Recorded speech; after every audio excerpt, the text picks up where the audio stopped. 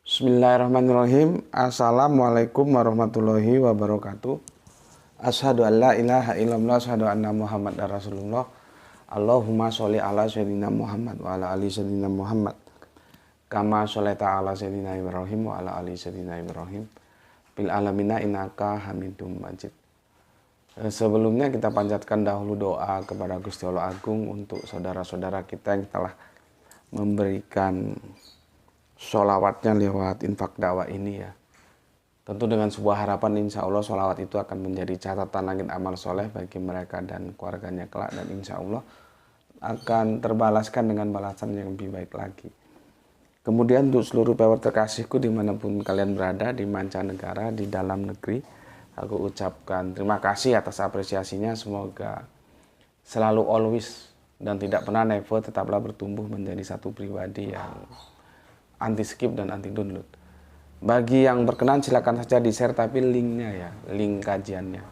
Jadi jangan diunduh ya, terus diedit-edit, potong-potong lalu diunggah ulang. Jangan. Aku tidak kasih izin untuk yang demikian. Berikutnya untuk seluruh dari kalian semuanya, nggak bisa aku sebutkan satu persatu. Terima kasih atas doa-doa baiknya untukku dan keluarga, dan semoga kebaikan itu juga tercurahkan untuk kalian semuanya. Sebagai sesama saudara muslim, kita saling mendoakan dalam kebaikan. Dan insya Allah doa kita bagian dari sekian banyak doa yang diijabahi oleh Gusti Allah Agung. Amin, amin ya rabbal alamin. Oke, kita lanjutkan kajian kita. Maka sekarang masuk seri yang ke-6 ya. Seri yang ke-6.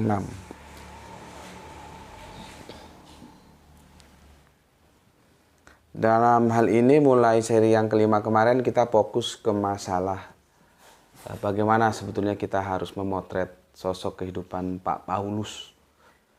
Kenapa demikian? Karena Pak Paulus itu merupakan tokoh penting dan dia level kedua setelah Yesus, dan itu pun bedanya beda tipis ya.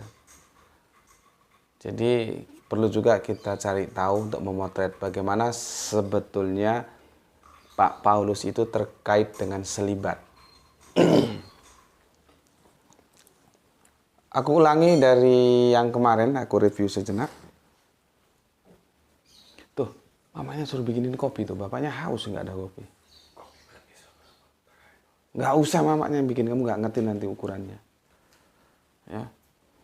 Oke,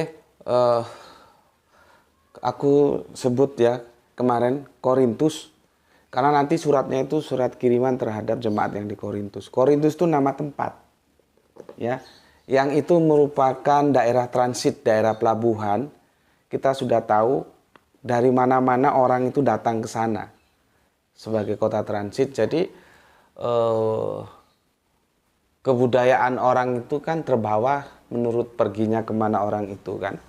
Karena banyak orang datang ke situ, maka budaya-budaya dari tempat lain itu masuk ke situ. Orang Jawa bilang tumpak blek gitu ya. Yang akhirnya ya di samping pagan, ini Korintus ini pagan loh ya, penyembah berhala ini. Juga sesuatu yang asusila itu masuk di sana. Sehingga katakanlah para pengamat perjanjian baru menyimpulkan ya, meskipun agak aneh di sini tentang perkawinan, tapi di sisi yang Matius Markus itu tentang perceraian tajuknya atau perikopnya. Cuman dua ayat kelompok yang mau ditampilkan ini membicarakan sebagai ayat-ayat yang sering dikutip ketika kita berbicara tentang selibat ya. Selibat sudah aku jelaskan ya kemarin ya. Jadi ini menurut para pakar itu pun masih dalam kemungkinan, dalam konteks pertanyaan jamaat di Korintus itulah yang di sana asusila termasuk kejahatan seksual itu sering terjadi. Maka Paulus menjawabnya. Maka ditulislah surat kiriman Paulus untuk Korintus. Korintus itu tempat ya, transit pelabuhan gitu. Jadi kalau kita baca surat kiriman Paulus misalkan begini.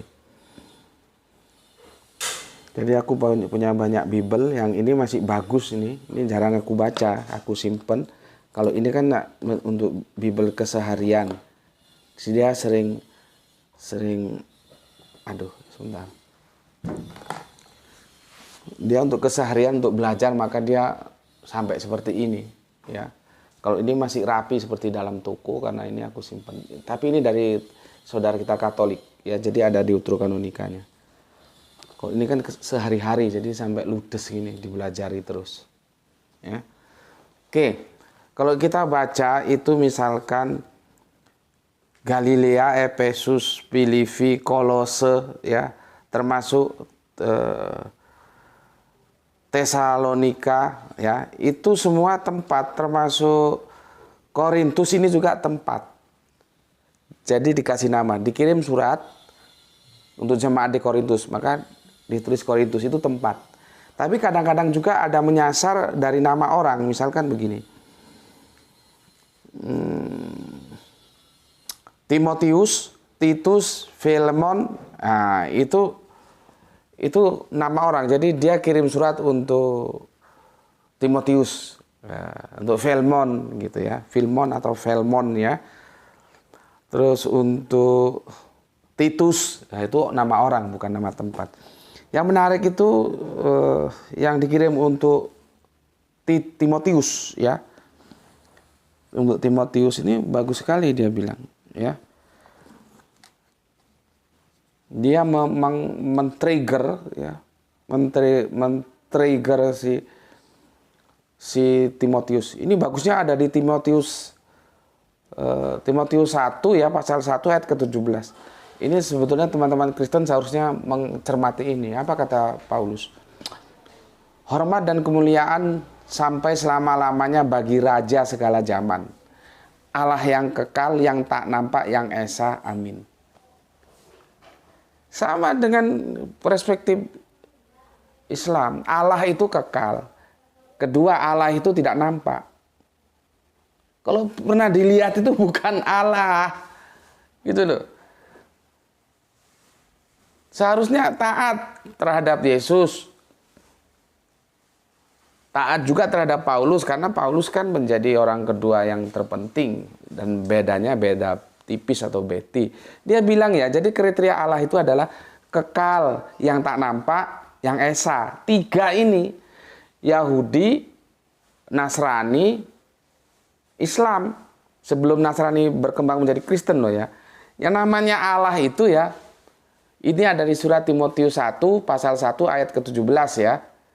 Hormat dan kemuliaan dan sampai selama-lamanya bagi Raja segala zaman, Allah yang kekal, yang tak nampak, yang esa. Jadi kalau dulu nggak ada, sebelum Masehi, setelah Masehi ada, setelah usia 33, 34 tahun nggak ada, itu bukan Allah. Terus pernah dilihat masuk dalam lintasan sejarah, itu bukan Allah.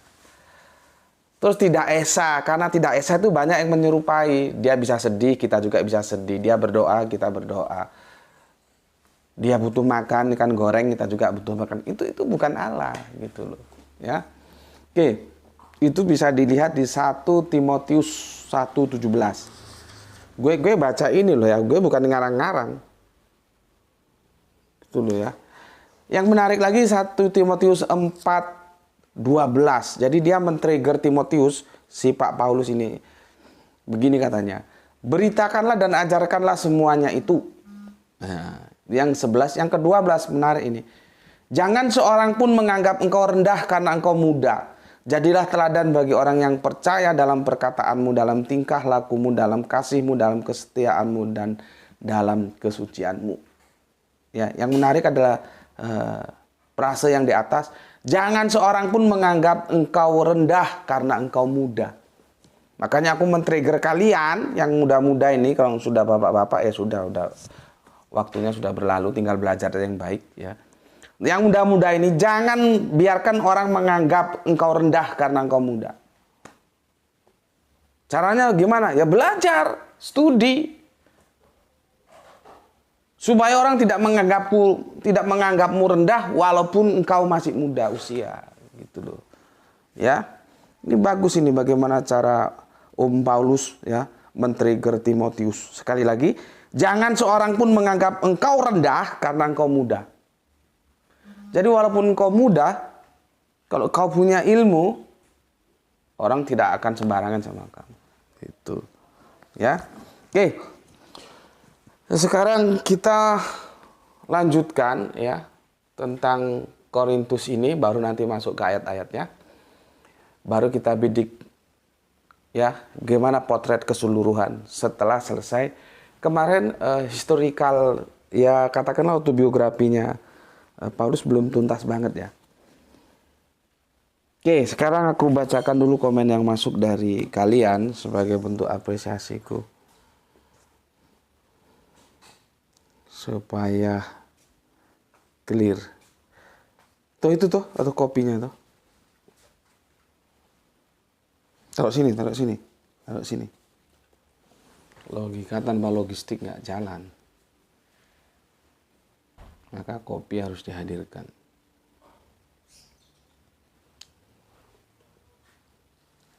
Sebentar, masih lari-lari ini.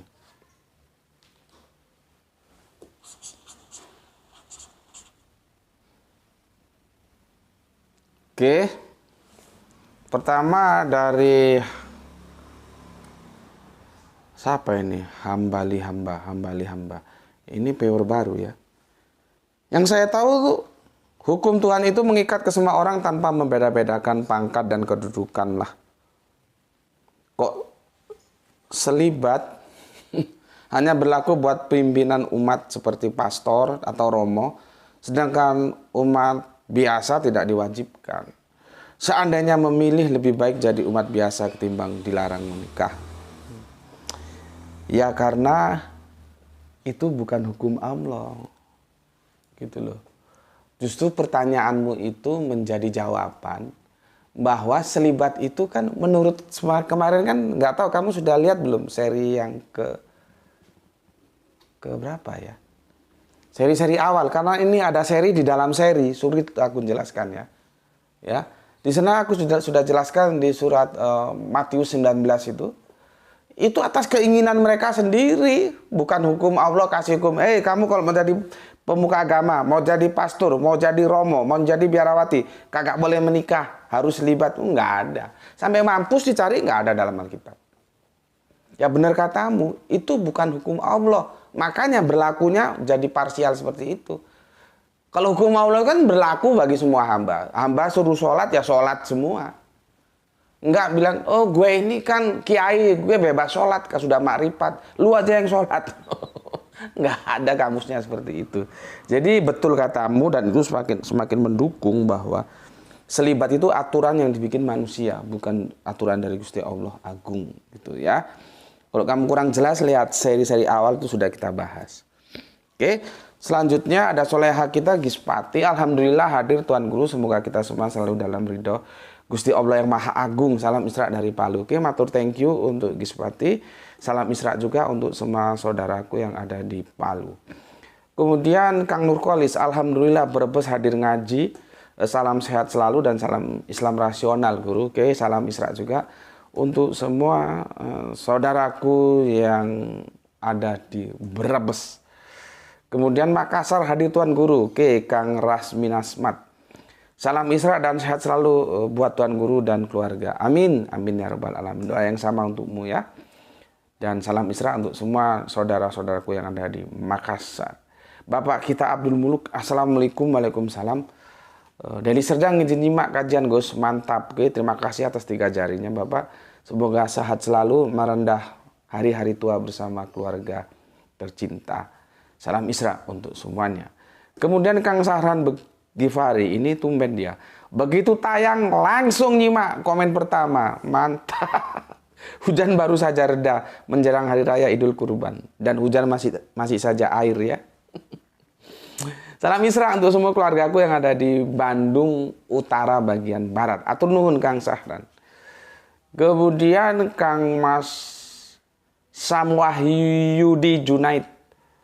Assalamualaikum Gus, waalaikumsalam. Nyimak kajian dan salam Isra. Salam Isra juga untuk semua saudaraku yang ada di Singosari. Kemudian Kang Juanto, Cirebon hadir Gus. Oke, salam Isra untuk Kang Juanto. Matur nuwun atas 3 hati merahnya dan 3 jempolnya. Salam Isra nggih untuk semua keluargaku yang ada di Cirebon. Kemudian Robi Riob, Jakarta Selatan. Hadir Gus. Oke, matur tenggu. Salam Isra untuk semuanya. Kang Hermana Nata Wijaya. Assalamualaikum, waalaikumsalam warahmatullahi wabarakatuh. Salam Isra buat semuanya. Oke, matur thank you. Di Manada atas berapa ini? 7 hati merahnya. Terima kasih. Assalamualaikum warahmatullahi wabarakatuh. Nyimak Gus, mantap. Monggo. Waalaikumsalam Kang Mas Edi Margono yang punya Yogyakarta. Sepertinya aku akan ke Jogja. Sepertinya loh ya. Karena ada undangan kajian di Solo Tigo, tapi ada keperluan rapat Arimatea mampir ke Jogja dulu. Tapi sepertinya nggak tahu gimana ini. Apakah nanti langsung ke Solo Tigo atau ke Jogja dulu, karena itu kan nggak satu arah itu ya. Kemudian Kepo Mania Randu Balatung. Nyimak selalu kawan dari Kepo Mania Randu Balatung, Blora, Jawa Tengah. Monggo Kang Mas, matur nuwun. Kang Cipto Purbaling, ya. Kang Cipto, assalamualaikum Cipto. Itu ada konteks ya. Assalamualaikum Mas Cipto, salam kenal dari Tanah Grogot. Sampai Grogot dari mana gitu ya. Komen yang selalu pakai helm standar saudaraku Juanto itu. Cipto, tolong kamu jawab, itu teman kita dari Malang, dia sedang ada urusan bisnis atau apa nggak tahu di Tanah Grogot. Dia ingin silaturahmi sama kamu. Dia kemarin tanya aku nomornya berapa, aku bilang aku nggak punya nomornya, bisa kontak langsung ke komentar WA, kolom komentar YouTube. Ini sebetulnya kamu belum jawab kamu Grogotnya di mana, atau kasih nomor handphone ke dia, atau kalau kamu nggak mau handphonemu itu terbaca publik, handphonemu kasih ke aku, nanti tak kasih ke dia. Dia sekarang lagi di Tanah Grogot, nggak tahu mungkin lagi dapat proyek di sana ya, bos besar. Oke. Itu untuk Cipto ya, supaya diperhatikan gitu. Oke, kemudian gak iso diwaca iki jenenge apa iki? Semuk enggak tahu. Ya. Enggak bisa dibaca namanya. Oke, lanjut GNR Gunung Amin Rukun. Saya no comment karena sangat-sangat paham dalam kedua ayat, masing-masing penulis saling kartoloan. Orang Jawa Timur aja itu yang dimaksud, apa itu kartoloan itu ya. Ya. Ya. Apa itu kartoloan? Kemudian Kang Irfan Al Akbar ya. No comment Gus, karena udah terbiasa, memang sudah sering terjadi non korespondensi antara ayat dalam Bible seperti itu. Sudah tidak heran masih menyimak kajian sebelum Isya dari Kerji Jambi. Mantap. Ya. Jadi begini, memang kalau kita ketemu di virtual itu kan nggak bisa lihat muka ya.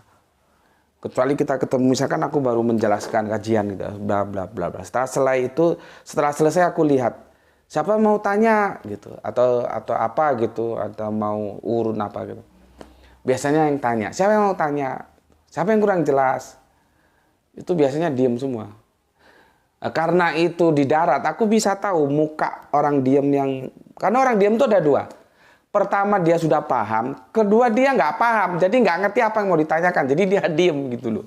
Ya. Nah, ketika di dunia virtual seperti ini, aku nggak bisa lihat-lihat mukamu gitu loh. Jadi ya makanya aku bilang kemarin, kok nggak ada yang nyaut ini ya tentang bagaimana ayat itu saling kartoloan. Kartolo itu nama pelawak di tradisional Jawa, Lutruk ya. Jadi ayat yang satu secara korespondensi itu membunuh ayat yang lainnya.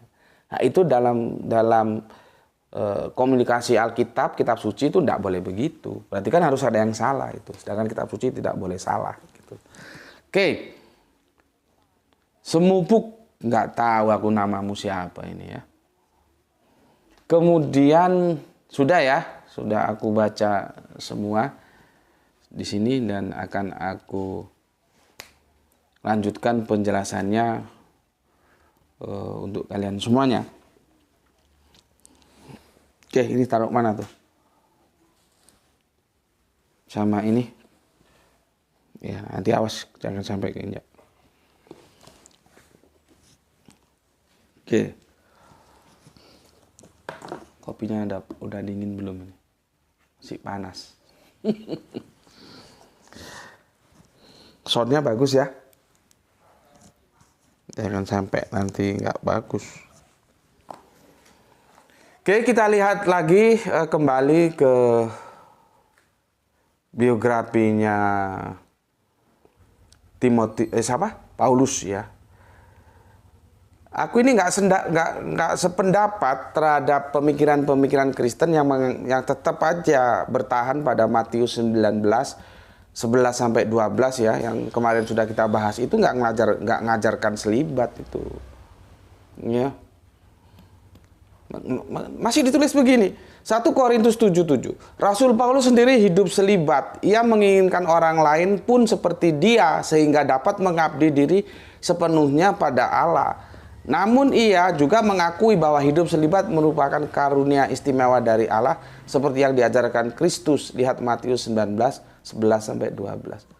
Bagaimana karunia istimewa dari Allah? Orang yang selibat maunya sendiri kok. Ini yang aku nggak setuju. Terus mereka bilang bahwa Matius itu selibat. Sebentar bos, selibat dari mana? Kemarin ada teman dari Islam yang tanya, selibat itu apa? Aku sudah katakan, selibat itu menetapkan diri untuk tidak menikah selama hidupnya. Kalau sudah pernah menikah terus cerai, dia jadi janda atau dia jadi duda, ya sudah pernah menikah dia, terus cerai. Kalau dia laki jadi janda, kalau laki jadi duda, cewek jadi janda, entah itu nikah karena apa, karena mati, banyak hal ya. Terus dia tidak menikah lagi sampai dia mati, itu nggak bisa disebut selibat. Terus di sini dikatakan bahwa Paulus selibat. Nanti dulu. Ini kalau ketemu di darat diskusinya asik nih dengan teman-teman Kristen khususnya Katolik. Data dari mana untuk mengatakan Paulus itu selibat? Sedangkan posisi Paulus itu aja masih polemik. Ya. Ini aku coba memberikan tanggapan ya. Karena tidak ada bukti dalam Perjanjian Baru menunjukkan bahwa dia pernah menikah. Nah, ini alasannya ya. Dan para komentator berpendapat bahwa berbagai yang menyatakan bahwa dia mendesak untuk tidak menikah menunjukkan kalau dia memilih untuk tetap sendiri. Iya, tapi kan itu setelah dia masuk ke dalam pengabaran Injil. Ketika dia masih jahanam, masih menghabisi pengikut Yesus. Jadi motretnya itu, ini komentator Kristen ini, dia memotretnya setelah Paulus bertobat, katakanlah begitu, pulang dari Damsik, bukan pulang, mau berangkat ke Damsik menurut pengakuannya, terus di tengah jalan ketemu Yesus. Memotretnya jangan dari sana, harus dari belakang ketika dia masih menjadi musuh bagi pengikut-pengikut Kristus. Kan banyak orang dibantai sama dia. Ya. Tapi mantapnya dari penulis-penulis Kristen ini masih ada catatan kakinya begini. Tetapi ini hanyalah salah satu kesimpulan. Yang namanya ini adalah salah satu kesimpulan. Itu artinya ada kesimpulan lain yang boleh sama, boleh beda dengan apa yang dia simpulkan, gitu loh. Logika kalimat begitu. Grahito ini salah satu anaknya Gus Beti. Itu berarti Grahito punya anak lain selain Gus Beti punya anak lain selain Gus Beti. Gus Beti punya anak lain selain Grahito. Nah, efek belum minum kopi ya gini nih. Masih panas tapi. Ya, paham ya? Oke. Coba kita lihat lagi. Kita tuntaskan dulu ya. Karena ini ada catatan dari sulit ini bahasa Inggris ini. Conybeare and Howson, volume 1 pasal 2. Begini katanya. Nah, ini sangat netral kalau ini. Tapi juga dia tidak menyimpulkan. Ya. Orang lainnya berpandangan lain serta menunjukkan bahwa pada usia 30 tahun dia menjadi seorang anggota Sanhedrin. Dia menukil 2610. Dan aku tidak setuju. Walaupun dia pakar, aku nggak setuju kalau Paulus itu dimasukkan Sanhedrin. Paulus nggak selepel dengan Yusuf Arimatea. Sanhedrin itu ganteng, pinter, kaya. Yusuf Arimatea itu yang ganteng, ya pinter, ya kaya. Paulus itu hanya punya pinter, ganteng enggak. Karena maaf, katanya jalannya itu agak genjek kata orang Jawa. Tinggi, salah satu kakinya ada yang panjang, ada yang pendek, itu genjek ya. Oh, sekali lagi maaf ya, bukan kita mencela, enggak boleh mencela ya. Jadi yang kedua, dia tidak kaya. Bagaimana dia bisa mau masuk Sanhedrin? Tapi ada yang memasukkan Sanhedrin karena dia membunuh. Membunuh itu kan perintah para imam. Apakah seseorang yang diperintahkan para imam dan dia mau membunuh pengikut Yesus, termasuk nanti ada siapa situ ya? Itu di catatannya ada itu. Terus dia dimasuk Sanhedrin gitu. Kan debatable juga gitu. Tapi oke lah, kita lalui dulu ya. Sanhedrin atau bukan Sanhedrin ya. Dia ditunjuk menjadi saksi menurut hukum dalam kisah eksekusi Stefanus itu kan. Itu ada di Kisah Para Rasul 2610. Menurut Maimonides dan Gemara Yerusalem, diwajibkan bagi semua orang yang menjadi anggota dewan untuk menikah. Ya, Dewan Sanhedrin itu dia nggak boleh nggak menikah. Harus menikah, ya, dan menjadi kepala keluarga, sebab dengan demikian mereka dianggap lebih cenderung untuk memutuskan hukuman yang penuh belas kasihan. Life of Santa Paul, Conybeare dan Howson, volume 1 pasal 2. Aku ada yang setuju, ada yang enggak ini. Karena dia memasukkan Paulus menjadi Sanhedrin. Ya, tapi kita nganulah ya. Karena diskusinya nggak bisa jalan kalau masing-masing pasang harga mati. Sudah kita lalui lah apa itu namanya, polemik itu, apakah Sanhedrin atau bukan Sanhedrin ya. Yang menarik di sini, kalau dia menjadi anggota Sanhedrin, dia memang harus menikah. Nggak boleh kalau nggak menikah gitu loh. Maka kan itu harus dilihat kehidupan sebelum Paulus bertobat. Memang setelah Paulus bertobat, dia itu bisa dikatakan tidak punya istri. Lah sebelum bertobat, selibat itu kan harus sejak dari awal, bukan duda, gitu kan. Inilah setiap tokoh itu memang punya misteri kehidupan. Seperti kemarin aku bilang, Nabi Muhammad itu bisa baca, tulis, atau kagak bisa, buta huruf atau melek huruf, itu kan menjadi misteri juga sebetulnya. Dan Paulus juga menjadi misteri juga. Karena tidak ada satu tokoh Kristen pun yang dengan pasti mengatakan dia menikah atau sebaliknya tidak menikah. Ya. Lalu kita menganalisa lewat yang ada. Yang menarik itu begini. Sebetulnya yang harus menikah itu bukan hanya anggota Sanhedrin. Sanhedrin itu gampangannya kiai ini lah. Kiainya orang Yahudi udah gampangannya gitu. Ya. Itu harus menikah semua. Tetapi bukan hanya Sanhedrin, rabi pun itu harus menikah. Kita tahu Yesus itu dipanggil rabi, maka dia menikah. Goblok gue. Dikandani Yesus menikah kok nggak percaya. Aku ngopi dulu. Bismillahirrahmanirrahim. Ini banyak bumbunya, harus ditiup dulu. Tapi kok ditiup nggak boleh langsung diminum ya. Karena dia ada racunnya gitu. Bismillah.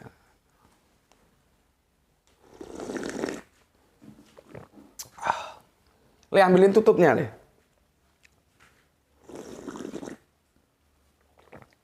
Biar tetap panas dia, biar tetap hangat.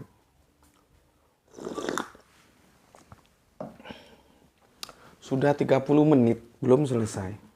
Tapi kalau biografinya Paulus Udah selesai nih, tinggal kita masuk ke ayatnya.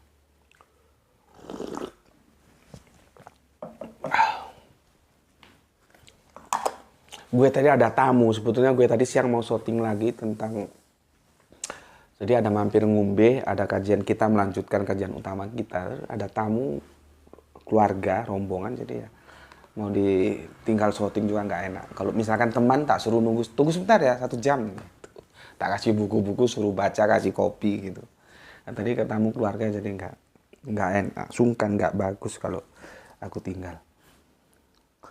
Oke. Itu ya kisah Paulus ya.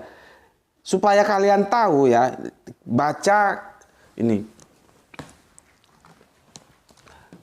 Kisah para Rasul 26 ya. Ya. Ayat yang kelima. Ini pengakuan Paulus ini. Jadi memang tidak mungkin atau kecil sekali kemungkinan kalau dia tidak menikah. Masalah dia menikah terus bercerai terus menduda sampai mati itu cerita lain ya. Karena begini, di sini ya.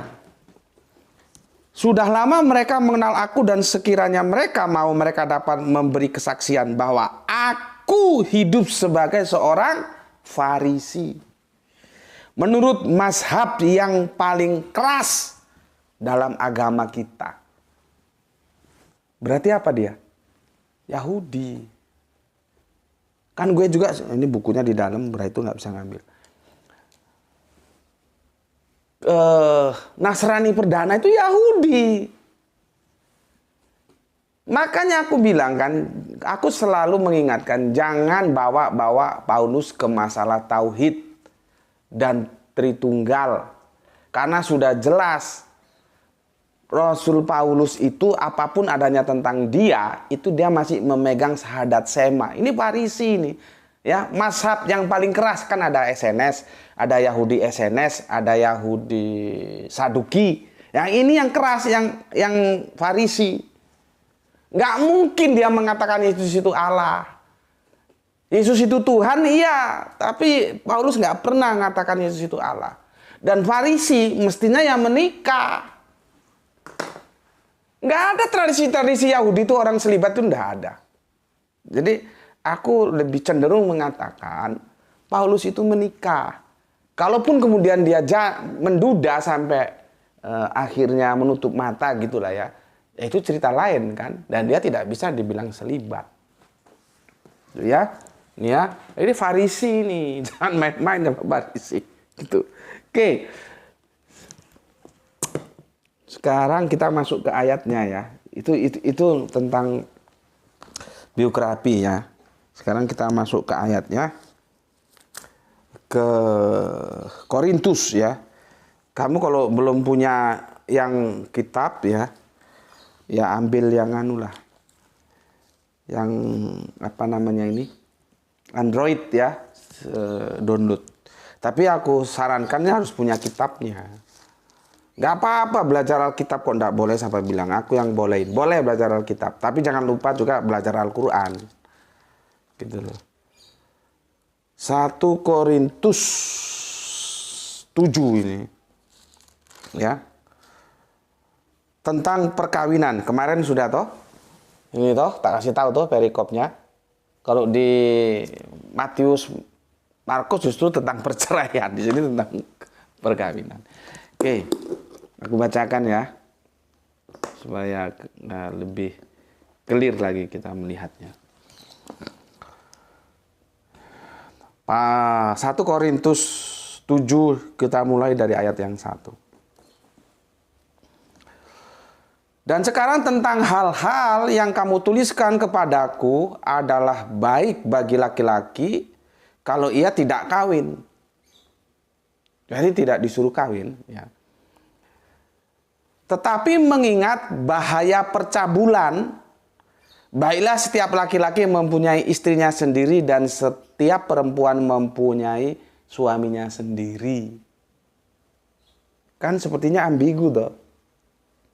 Karena itu tadi di sini ini katakanlah kalau sekarang itu kejahatan seksual tinggi. Karena apa tinggi? Karena ini daerah transit, semua budaya masuk ke situ. Ini metropolis lah, gampangannya begitu. Ya, pelabuhan kan ini di Korintus ini. Jadi begini. Dan sekarang tentang hal yang kamu tuliskan kepadaku, ini sepertinya jemaat Korintus kirim surat juga ke Paulus ya. Karena apa yang kamu tuliskan dijawab suratnya oleh Paulus. Aku nggak tahu Pak Posnya siapa ya. Siapa Pak Posnya saat itu ya. Kan mesti ada Pak Posnya yang ngirim surat kan. Dan kita juga dapat jaminan nggak selama perjalanan surat itu sama Pak Posnya nggak dirubah-rubah. Ya itu nanti kritik teks, high kritik itu nanti. Ya, ya udahlah sementara kita apa yang ada dulu kita diskusikan ini ya. Dan sekarang tentang hal yang kamu tuliskan kepadaku adalah baik bagi laki-laki kalau ia tidak kawin. Itu ayat pertama. Tetapi di ayat kedua ya ingat. Tetapi mengingat bahaya percabulan, baik setiap laki-laki mempunyai istrinya sendiri dan setiap perempuan mempunyai suaminya sendiri. Terus gue tanya, dari dua ayat ini dulu gue tanya sama lu simpulkan coba, dia mendukung selibat nggak? Coba lu pikir dulu, nanti tulis di kolom komentar. Dari Korintus ya, 7 pasal 1 dan pasal 7 ayat ya dari 1 Korintus pasal 7 ayat 1 dan 2 itu menurutmu itu dia mendukung selibat enggak? Bismillahirrahmanirrahim.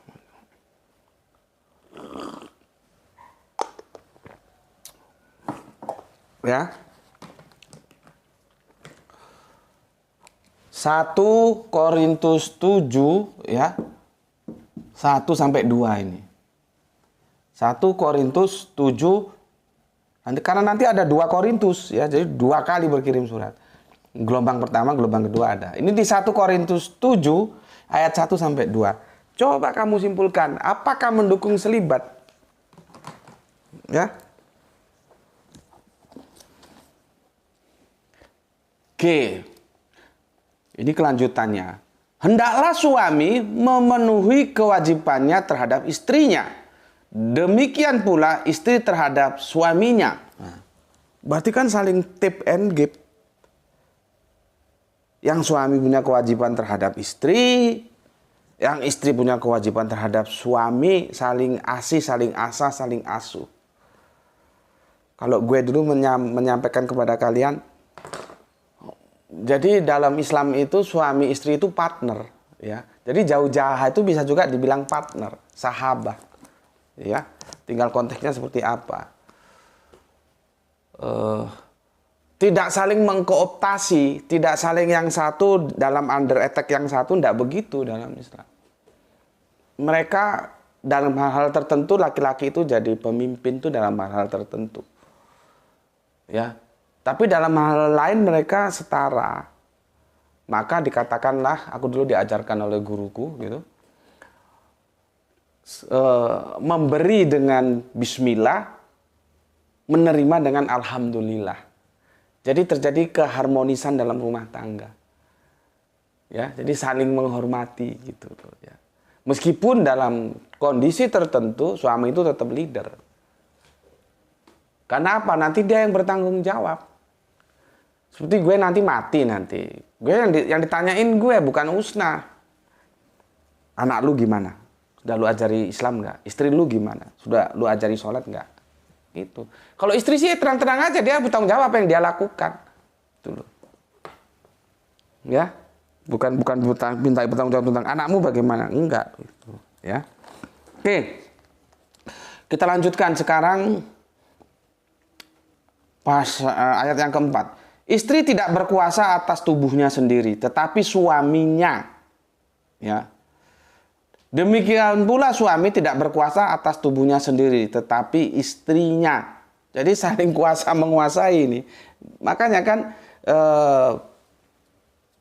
Petrus sudah bilang, ya, kalau surat-surat Paulus itu memang kadang-kadang sulit dimengerti gitu loh. Maka itu bagi orang-orang yang buruk hati akan digunakan untuk menyesatkan orang, maunya ke kanan tapi dibikin ke kiri gitu loh. Seperti ini kan orang kadang-kadang kalau bingung gimana ini maksudnya ya. Hendaklah suami memenuhi kewajibannya terhadap istrinya Demikian pula istrinya terhadap suaminya. Berikutnya, istri tidak berkuasa atas tubuhnya sendiri, tetapi suaminya. Demikian pula suami tidak berkuasa atas tubuhnya sendiri, tetapi istrinya. Artinya mereka saling menguasai, tapi dalam kebaikan gitu ya. Bukan terus otoriter sakar dewi gitu. Janganlah kamu saling menjauhi kecuali dengan persetujuan bersama untuk sementara waktu supaya kamu mendapat kesempatan untuk berdoa. Ini jadi diartikan ketika ada konteks-konteks syariat agama ya, itu memang boleh menjauhi tapi dengan persetujuan karena dia mungkin tidak mau terganggu gitu ya. Berarti kan tidak mendukung selibat ini.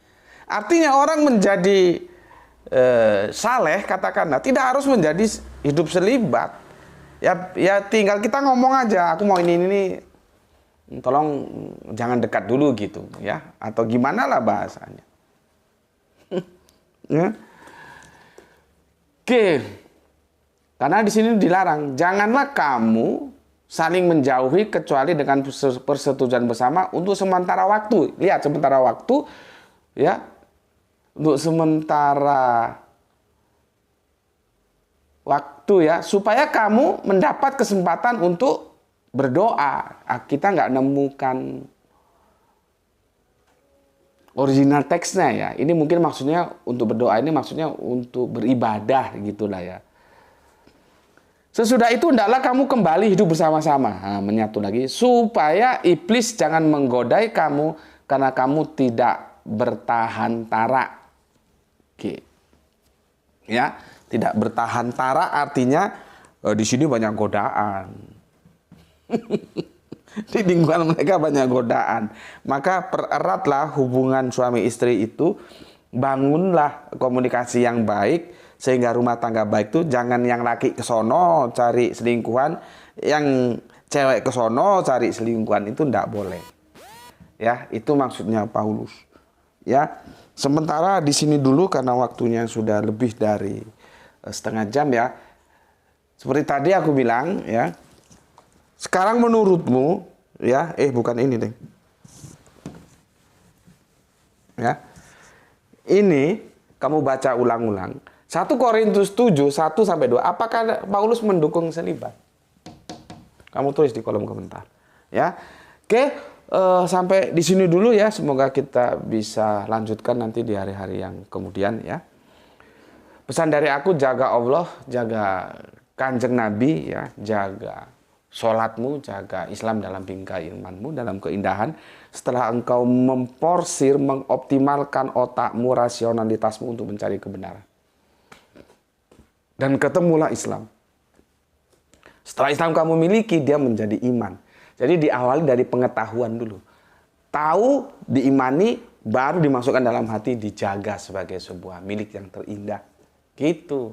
Nggak boleh ujuk-ujuk beriman. Apanya beriman orang tahu aja nggak. Diketahui dulu. Ya. Berikutnya, tetapi tetaplah memberi hormat kepada saudara-saudara kita yang memilih jalan lain karena mereka tetap saudara kita. Ya. Semoga mendapatkan keberuntungan untuk semuanya ya, saudara-saudaraku yang ngaji di sini. Rezeki yang barokah dan kesehatan yang prima ya. Dari aku, bismillahirrahmanirrahim ya. Assalamualaikum warahmatullahi wabarakatuh. Salam Isra. Islam rasional. Alhamdulillahirabbil alamin. Matur nuwun.